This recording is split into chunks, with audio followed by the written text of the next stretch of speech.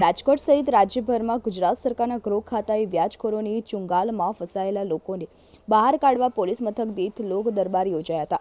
પરંતુ રાજકોટમાં તો વ્યાજખોરોને પોલીસનો ભય જ ન હોય તેમ બેફામ બની રહ્યા છે. ત્યારે ગઈ મોડી રાત્રે શહેરના ગાંધીગ્રામ વિસ્તારમાં વ્યાજના પૈસાની લેતી દેતી મામલે 23 વર્ષીય યુવકને વ્યાજખોર પિતા પુત્રએ છરીના 4 ઘા ઝીકી મોતને ઘાટ ઉતારી દીધાનો બનાવ સામે આવતા ખળબળાટ મચી ગયો હતો.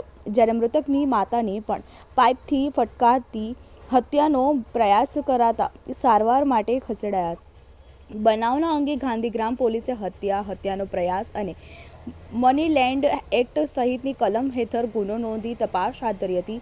બનાવ અંગે ગાંધીગ્રામમાં ગાંધીનગર શેરીમાં રહેતા ઠાકર મિહિરભાઈ તેજસભાઈએ નોંધાવેલા ફરિયાદમાં આરોપી તરીકે કમલેશ ગોસાઈ, જીગર ગોસાઈ અને જયદેવ ગોસાઈનું નામ આપતા ગાંધીગ્રામ પોલીસે કલમ 302, 307 અને મની લેન્ડ હેઠળ ગુનો નોંધી તપાસ હાથ ધરી હતી.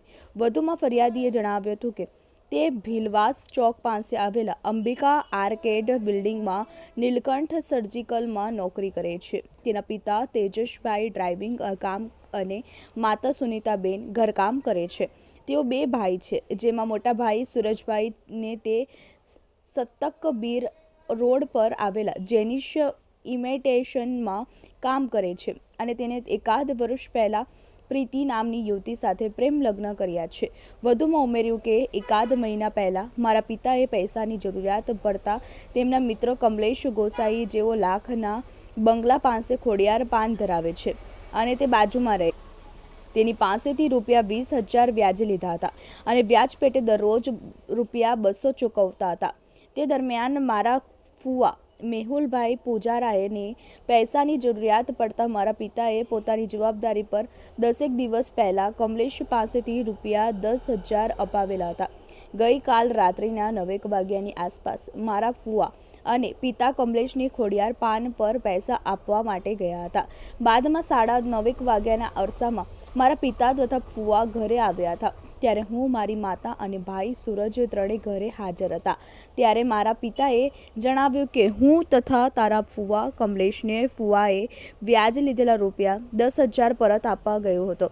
તે દરમિયાન કમલેશે આજનું વ્યાજ પણ આપવું પડશે તે અંગે મારા સાથે માથાકૂટ થઈ હતી અને તેઓએ મને 2-3 ફડાકા ઝીક્યા હતા.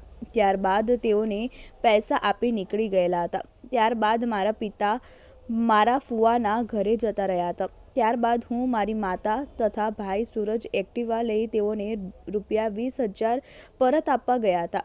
ત્યારે ખોડિયાર પાને જીગ 2 બેઠેલા હતો, જેથી મારા માતાએ જીગરને કહ્યું કે તારા પિતાને બોલાવો, અમારે તેઓને પૈસા આપવા છે.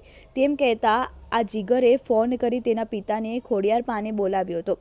થોડી વારમાં કમલેશ અને તેનો મોટો દીકરો જયદેવ દુકાને આવ્યા હતા. તે દરમિયાન મારા માતાએ કમલેશભાઈને કહ્યું કે તમોએ વગર વાંકે મારા પતિ સાથે ઝઘડો કરી તેઓને ફડાકા ઝીક્યા છે. અમારે તમારા પૈસા જોતા નથી. તેમ કહેતા કમલેશ તથા તેના બંને દીકરા ઉશ્કેરાઈ ગયા અને અચાનક જીગરે તેના પેન્ટના નેફામાંથી છરી કાઢી સૂરજ પર છરીનો ઘા કરતા પડખાના ભાગે છરી વાગ્યો હતો. તે દરમિયાન અમે વચ્ચે છોડાવવા પડતા કમલેશ તથા તેના પુત્ર જયદેવ લાકડાના ધોકા દુકાનમાંથી કાઢી મારા માતાને મોઢાના ભાગે અને પીઠના ભાગે ઘા મારતા તે પડી જતા બંને ભાઈઓ તેને છોડાવવા જતા જયદેવ અને કમલેશને મારા ભાઈને પકડી રાખ્યો અને જીગરે મારા ભાઈને માથાના ભાગે તથા છાતીના ભાગે છરીના 2-3 ઘા મારતા તે લોહી લુહાણ થઈ પડી. દેકારો કરતા ત્યાં લોકો એકઠા થઈ જતા ત્રણેય પિતા પુત્ર નાસી છૂટ્યા હતા. ઝઘડામાં આરોપી જીગરને પણ છરી વાગી હતી. તેમજ મારા માતા અને ભાઈને ગંભીર ઇજા થતાં મારા પિતાને બોલાવેલા હતા. બાદમાં બંને ઇજાગ્રસ્તને ગંભીર હાલતમાં સારવાર અર્થે સિવિલ હોસ્પિટલે ખસેડાયા, જ્યાં તેના ભાઈ સૂરજને ફરજ પરના તબીબોએ તપાસી મૃત જાહેર કર્યો હતો. બનાવ અંગેની ફરિયાદ પરથી ગાંધીગ્રામ પોલીસે ગુનો નોંધી પીઆઈ એમ.જી. વસાવા અને ટીમે આરોપીઓને સંગાજામાં લેવા તજવીજ હાથ ધરી હતી. વ્યાજખોર કમલેશ ગોસાઈ અને તેના પુત્ર જયદેવ અને વ્યાજખોરીના રૂપિયા મામલે 23 વર્ષીય સુરત ઠાકર નામના યુવાનને મોતને ઘાટ ઉતારી દેતા પરિવારજનોમાં આઘાત સાથે આરોપી સામે આક્રોશ ફેલાયો હતો અને જ્યાં સુધી ત્રણેય આરોપીની ધરપકડ નહીં થાય ત્યાં સુધી મૃતદેહ સ્વીકારવાનો ઇનકાર કર્યો હતો. ગાંધીગ્રામમાં વ્યાજના રૂપિયામાં ગઈ મોડી રાત્રે ખેલાયેલા ખૂની ખેલમાં એક યુવકની હત્યા થઈ હતી. જ્યારે